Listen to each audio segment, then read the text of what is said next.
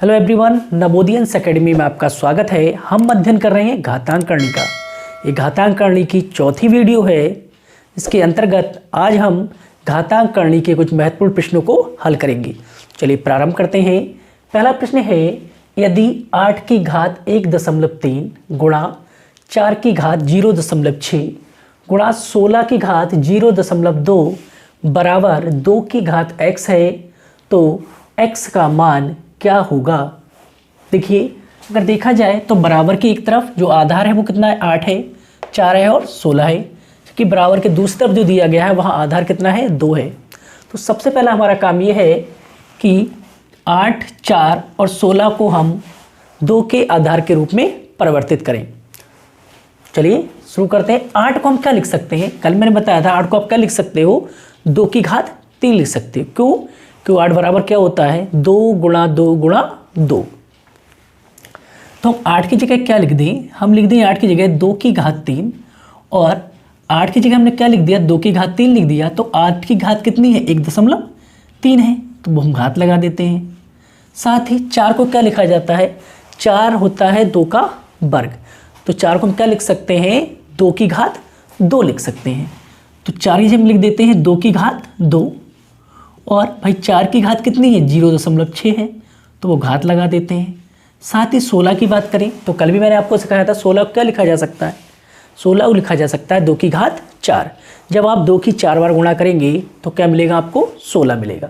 तो हम क्या लिखेंगे, 16 की जगह पे लिख देंगे 2 की घात 4 और 16 की घात कितनी है, 0.2 बराबर आपको दिया गया है 2 की घात x, 2 की घात x। अब देखिए भाई, दोनों तरफ देखा जाए तो आधार क्या है, बराबर है। दोनों तरफ क्या है, आधार बराबर है।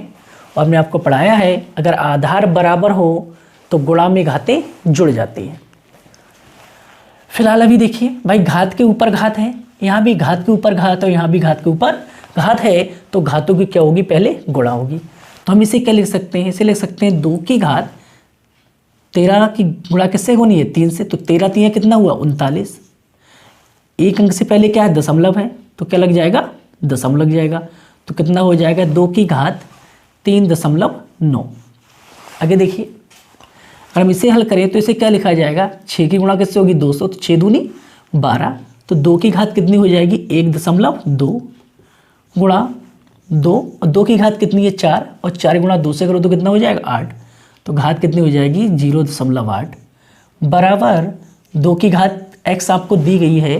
अब देखिए सबके आधार बराबर हैं तो आप घातों को जोड़ दीजिए। मैंने बताया अगर संख्या बराबर है, अगर यदि आधार बराबर है तो घातें भी क्या होंगी, बराबर होंगी। तो x बराबर क्या हो जाएगा आपका, 3.9 प्लस 1.2 प्लस 0.8। क्यों? क्योंकि सबके क्या है, आधार बराबर है। भाई यहाँ आप एक साथ जोड़ लीजिए तभी वही बात है, और अलग अलग जोड़ लीजिए। तो हम यहाँ जोड़ेंगे तो कितना हो जाएगा, देखो 1.2 और 8 कितना हो गया, ये तो 2 हो गया, 2 और 3 कितना हुआ, 5। तो टोटल कितना हो जाएगा, 5.9। तो पहले वाले प्रश्न का आंसर कितना हो जाएगा, 5.9 और ऑप्शन ए क्या होगा, सही हो जाएगा। हम इसे यहाँ भी जोड़ सकते थे भाई, यहाँ जोड़ते तो आप क्या करते, तीनों का आंसर कितना है, 2 है, आप यहाँ लिख लेते 2 और बाकी तीनों को जोड़ के लिख देते, कितना हो जाता, 5.9 और बराबर कितना हो जाता, 2 की घात x। तो कंपेयर करो भाई, आधार बराबर है तो घातें भी क्या होंगी, बराबर। तो 2 की वैल्यू कितनी हो जाएगी, वो सॉरी x की वैल्यू कितनी हो जाएगी, 5.9। तो हमारा ऑप्शन ए सही है। अगला प्रश्न देखते हैं। यहाँ दिया गया, यदि 2 की घात 0.2 गुणा 64 गुणा 8 की घात 1.3 गुणा 4 की घात 0.2 बराबर 8 की घात x है, तो x स्क्वायर का मान क्या होगा, x स्क्वायर का मान क्या होगा। देखिए भाई, यहाँ आधार 2 है, यहाँ 64 है, यहाँ 8 है, यहाँ 4 है और यहाँ पर आपको आधार दिया गया है 8। तो आप या तो इस आधार को 8 बनाने की कोशिश कीजिए कि सब में क्या है, आधार 8 हो जाए, या फिर 8 को भी क्या बना लीजिए, 2 बना लीजिए। कोई यहाँ 2 दिया है, आधार सबसे कम कितना है, 2 है, तो 8 को आप 2 बना सकते हो। तो मैं आपको इसे दोनों तरह से करवा दूंगा, एक 8 आधार बनाकर और एक 2 आधार बनाकर। तो सबसे पहले हम करते हैं, आधार को 2 बनाते हैं। तो देखिए यहाँ तो है भाई आपका कितना, 2 की घात 2 दिया हुआ है, 64 को आप क्या लिख सकते हो, 64 को लिख सकते हो 2 की घात 6। 64 को लिख सकते हो 2 की घात 6 लिख सकते हो। 8 को क्या लिखा जाता है, 2 की घात 3 और इसकी घात कितनी है, 1.3। 4 को क्या लिखा जा सकता है, 2 की घात 2 और इसकी घात कितनी है, 0.2। इस 8 को भी क्या लिख सकते हो, 2 की घात 3 और इसकी घात कितनी है, x है। आगे देखिए, अब यहाँ देखो 2 है तो इसे हम लिखेंगे 2 की घात 0.2। ये क्या हो जाएगा, 2 की घात 6, घात के ऊपर घात तो घातों की गुणा, 2 की घात कितनी होगी, 3.9, 13 तिया 39। यहाँ क्या हो गया, 2 की घात हो गई 2 दूनी 4, 0.4 और यहाँ कितना हो गया, 2 की घात हो गई आपकी 3x। 2 की घात कितनी हो गई, 3x हो गई। अब देखिए आधार यहाँ भी 2 है, यहाँ भी 2 है, यहाँ भी 2 है और यहाँ भी 2 है। सब में आधार कितना है, 2 2 आधार दिया हुआ है। हर जगह आधार कितना है, 2 है। सब में आधार 2 है तो क्या है, घातें जुड़ जाएंगी। जोड़िए कितना हुआ, 4 और 9 13, 13 2 15, तो 15 का कितना हुआ 5, हासिल 1, 6 और 3 9 और 1 कितना हुआ 10। एक अंक से पहले क्या दशमलव है तो कितना हो गया 10.5। 2 की घात 10.5 बराबर 2 की घात 3x। अगर आधार बराबर है तो घातें बराबर होंगी। 10.5 बराबर कितना हो गया 3x और जब आप 10.5 को 3 से भाग करेंगे तो कितना हो जाएगा 3 तिया 9 दशमलव कितना हुआ 15, 3 पंजे 15। x की वैल्यू कितनी हो गई 3.5 और आपसे पूछा गया एक्स स्क्वायर का मान, तो क्या कर दीजिए 3.5 की गुणा कर दीजिए 3.5 से, मतलब क्या कर दीजिए 3.5 का स्क्वायर। और मैंने बताया जब भी इस तरह की संख्या हो कि अंतिम अंक क्या हो 5 हो तो उसका कर दीजिए वर्ग। 3 का वर्ग हुआ 25 और जो 3 है 5 का वर्ग कितना हुआ 25, जो 3 है 3 की गुणा कर दीजिए उससे अगली वाली संख्या से, मतलब 4 से, तो 3 चौक कितना हो जाएगा 12, तो इसका वर्गमूल कितना हो जाएगा 12.25 हो जाएगा। 3.5 का वर्ग कितना हो जाएगा 12.25। उम्मीद करते हैं आपको समझ में आ गया होगा। चलिए मैं बताता हूँ इसे 8 का वर्ग बनाइए आप। आधार कितना बनाइए 8। आधार 8 बनाएंगे तो देखो पहली चीज़, इस 64 को तो आप जानते हो क्या होता है 8 का स्क्वायर होता है, तो इसे लिख सकते हो 8 की घात 2। अब आप इन दोनों संख्याओं को देखिए जिनकी घात समान है। देखो 2 की घात 0.2 और 4 की घात 0.2, इन दोनों की घात क्या है बराबर है। दोनों की घात बराबर है तो इन दोनों पदों की आप क्या है गुणा कर सकते हैं। दोनों पदों की आप गुणा कर सकते हैं। क्या करना है आपको, क्या बताया मैंने, 2 की घात 0.2 गुणा 4 की घात 0.2, इन दोनों की गुणा कर दीजिए। 64 को आप क्या लिख सकते हैं 8 की घात 2 लिख सकते हैं। यहाँ 8 की घात पहले से आपको दिए 1.3, 8 की घात 1.3 और आगे आपको दिया है 8 की घात कितनी है x है। तो जो ये दो पद हैं 2 की घात 0.2 और 4 की घात 0.2, दोनों की घात समान है तो आप इन दोनों की गुणा कीजिए। आधार गुणा हो जाएगी तो ये कितना हो जाएगा 4 दूनी 8, 4 दूनी 8 और घात कितनी हो जाएगी 0.2। यहाँ कितना है 8 की घात 2, यहाँ कितना है 8 की घात 1.3 और बराबर 8 की घात x। देखिए तीनों के चारों के आधार बराबर है तो फिलहाल इधर का आधार तो बराबर है तो घातें क्या है जुड़ जाएंगी। 8 की घात कितनी हो जाएगी 1.3 और 0.2 कितना हुआ 1.5, 3 और 2 5, 1.5 हो गया और ये कितना है 2, तो 2 और 1 कितना हुआ 3, तो कितना हो गया 3.5 बराबर 8 की घात x। यदि आधार बराबर है तो घातें क्या होंगी बराबर होंगी, तो x की वैल्यू कितनी हो गई 3.5 हो गई। और अगर 3.5 का आप कर दें स्क्वायर तो कितना हो जाएगा 12.25। तो आपका आंसर कितना हो जाएगा 12.25 हो जाएगा। तो आप दोनों तरह से सवाल को कर सकते हैं। चलिए अगला प्रश्न देखते हैं। अगला प्रश्न है यदि 3/5 की घात x गुणा 5/3 की घात 2x बराबर 125/27 है तो x का मान है।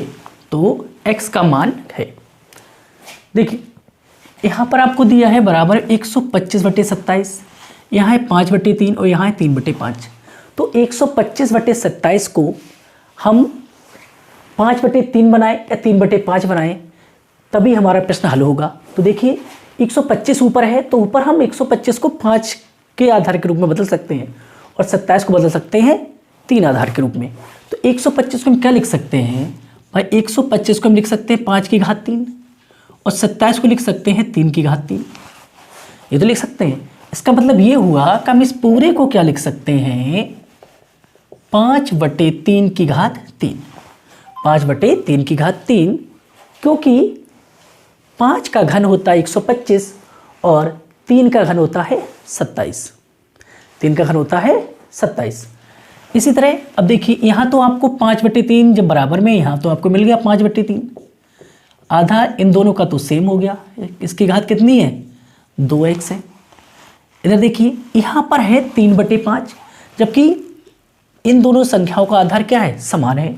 तो हम क्या करें, इस संख्या को पलट दें तो घात क्या हो जाएगी माइनस में हो जाएगी। तो हम इसे लिख देंगे 5/3 और इसकी घात कितनी हो जाएगी माइनस का x। मैंने पढ़ाया है घात को हम परिवर्तित कर कर संख्या को पलट सकते हैं। तो पहले घात क्या थी x थी, जब मैंने इस संख्या को पलट दिया 3/5 को 5/3 लिखा तो घात क्या हो गई -x। पहली घात कितनी थी x थी, अब हो गई -x। अब देखिए तीनों के क्या है आधार बराबर है, इन दोनों के आधार बराबर तो घातें क्या है जुड़ जाएंगी। 2x और x -x प्लस 2x बराबर 3। तो इसका मतलब हुआ कि भाई 2x में से एक x घटेगा तो x की वैल्यू कितनी हो गई 3 हो गई। x की वैल्यू कितनी हो गई 3। और यही हमसे पूछा गया था कि x का मान क्या होगा, तो x का मान कितना हो जाएगा 3 हो जाएगा। तो 125 को हम क्या लिखेंगे 5 का घन और 27 को क्या लिख लें 3 का घन, तो हमारी सारी परेशानी खत्म हो जाएगी। उम्मीद आपको समझ में आ गया होगा। चलिए अगला प्रश्न देखते हैं। यहाँ लिखा गया है यदि x/y की घात 5a-3 बराबर y/x की घात 17-3a है तो x² का मान क्या होगा। अब यहाँ भी वही चीज़ है कि यहाँ लिखा है x/y और यहाँ है y/x, तो इन दोनों पदों में से किसी एक पद को हमें जरूर पलटना पड़ेगा, तभी हमारे आधार क्या होंगे बराबर होंगे, तभी हमारे आधार बराबर होंगे। चलिए हम इससे तो ऐसे ही रहने देते हैं, x/y ही रखते हैं।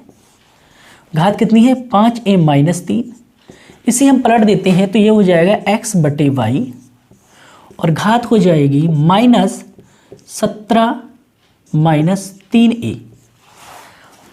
अब क्या है जब आधार बराबर तो घातें क्या होंगी बराबर होंगी।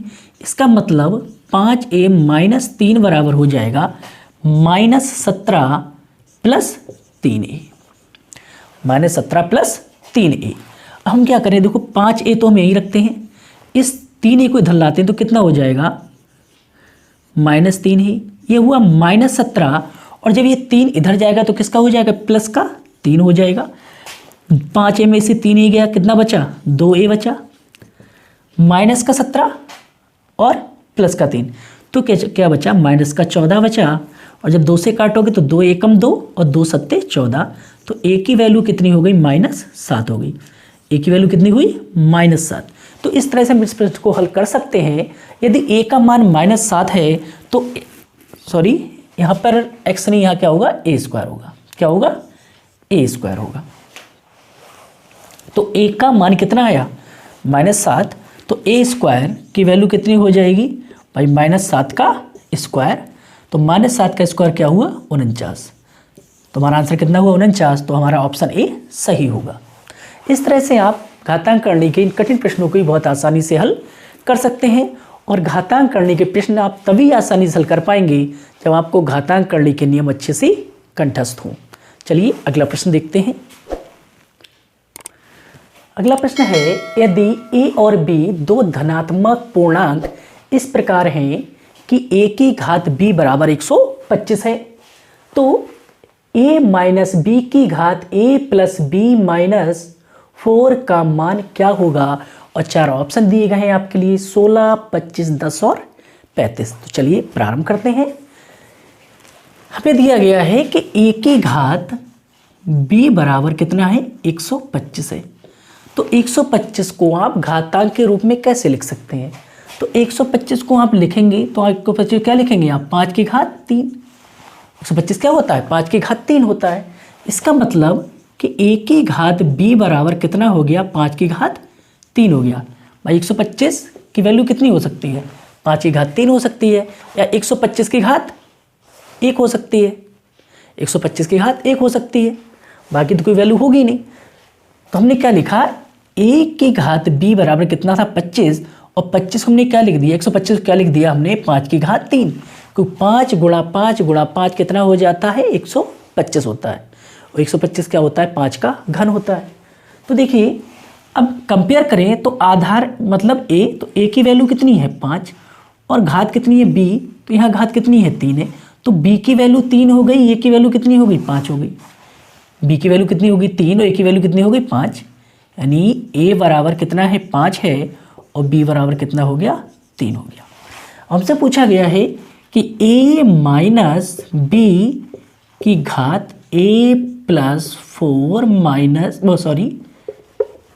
a प्लस b माइनस 4 का मान क्या होगा, इसका मान पूछा गया है। तो a की वैल्यू कितनी हो गई 5, b की वैल्यू कितनी हुई 3, a की वैल्यू 5, b की वैल्यू 3 और माइनस 4। तो ये कितना हुआ, 5 में से 3 गया कितना बचा 2, 5 और 3 कितने हुए 8, 8 में से 4 घटाओ कितना बचा 4। तो 2 की घात 4 और 2 की घात 4 की वैल्यू कितनी होती है, 2 दूनी 4 दूनी 8 दूनी 16, कितना हो गया मान 16। तो इस प्रश्न का आंसर कितना हो गया 16 हो गया। तो आपका ऑप्शन ए सही हो जाएगा। तो यदि इस तरह के प्रश्न दिए जाते हैं तो आप कंपेयर कीजिए और वैल्यू को बनाइए घात के रूप में। क्या दिया गया था, a की घात b बराबर 125 है, तो 125 हम क्या लिख सकते हैं 5 की घात 3 लिख सकते हैं। तो हमारा a की वैल्यू कितनी हो जाएगी 5 और b की वैल्यू कितनी हो जाएगी 3, और a और b की वैल्यू को उठा के हमने रख दिया किसमें, a माइनस b की घात a प्लस b माइनस 4 के स्थान पर, और हमारा आंसर कितना निकल आया 16 निकल आया। चलिए अगला प्रश्न देखते हैं।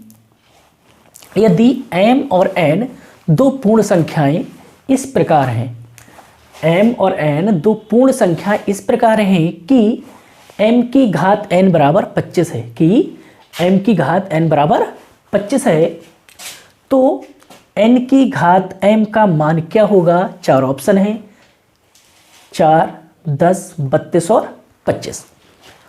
तो देखिए आपको यहाँ भी इसी तरह से दिया है, m की घात n बराबर दिया गया है 25, तो 25 को हम क्या लिख सकते हैं भाई, 25 लिख सकते हैं 5 की घात 2, m की घात n, और 25 हमने क्या लिख दिया 5 की घात 2 लिख दिया। तो कंपेयर कीजिए, आधार कितना है m है और यहाँ आधार कितना है 5 है, घात कितनी है n और यहाँ घात कितनी है 2 है। तो इसका मतलब जो m है m की वैल्यू है 5 और n है n की वैल्यू कितनी है 2 है। और क्या निकला कि m का मान कितना है 5 है और n का मान कितना है 2 है। आपसे पूछा गया है, क्या पूछा गया है कि n की घात m का मान कितना होगा, ये तो पूछा है। तो n कितना है 2 है और m कितना है 5, तो 2 की घात 5, 2 की घात आप 5 बार है, यानी 2 की घात कितनी है 5 है, तो 2 की घात 5 यानी 2 की 5 बार गुणा, और जब आप 2 की गुणा 5 बार करेंगे तो कितना हो जाएगा 32 हो जाएगा। तो n की घात m बराबर कितना हुआ 32।